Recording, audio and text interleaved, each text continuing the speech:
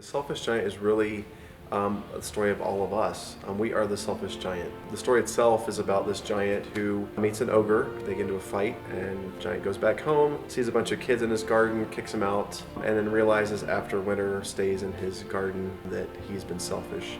It's a story about redemption and growth and being able to change, and a way to sort of internalize the things we do and then share it with other people. So it's not just about us, but it's about everyone else and them finding joy in it as well, and that's what being unselfish really means.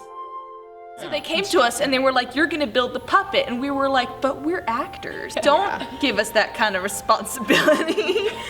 and I had no idea how to make puppets.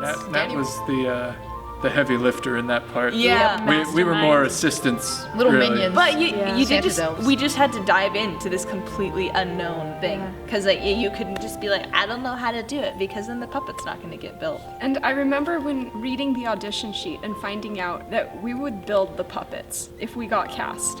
And that was intimidating and exciting.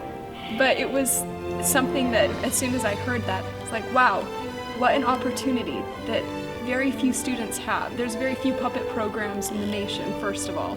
Right. And then to have that opportunity here at BYU and be able to perform with these puppets is an incredible experience.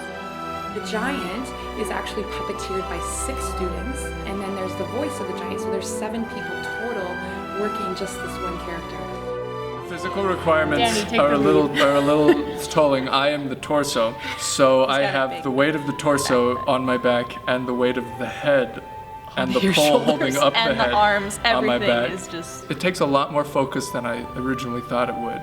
You know, Chandra and I are the arms, and so we're always this. like this. So we're getting not so bad arms ourselves there. Surprisingly, even the legs are developing nice arms. Yeah, but like the legs are. You said you were like getting blisters on your Yeah, hands. I have this sweet callus right here Yeah, I from don't have holding the anything handle like of the that. leg. The breath, especially for the torso, is a very important thing to keep the puppet alive. And I have to be constantly aware of the breath moving in and out, as a giant would be, because if I stop for a second, He dies. he dies. Yeah, and then we all feed off of that too. Even you the know? legs and arms have Yeah, to everyone breathe. is. It's so weird. I've never we could all do it right now. Ready? Yeah.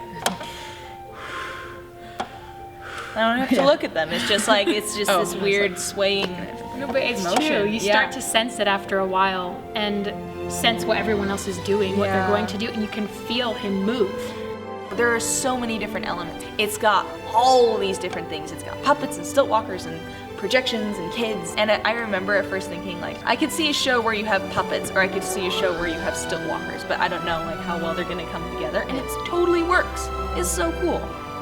You know, usually there's these are the people who are working on this show, and these are the people who are working on this show. Well, this is the show this spring, you know? So everyone's coming together and working on it, and it's really cool to have that much community. And I think it's a pretty remarkable thing that we even have that opportunity to do something like that in a university setting and learn to work together and to share and to communicate and have a different sort of experience, one that's not selfish, but one that's really giving and that gives to everybody who gets to see it.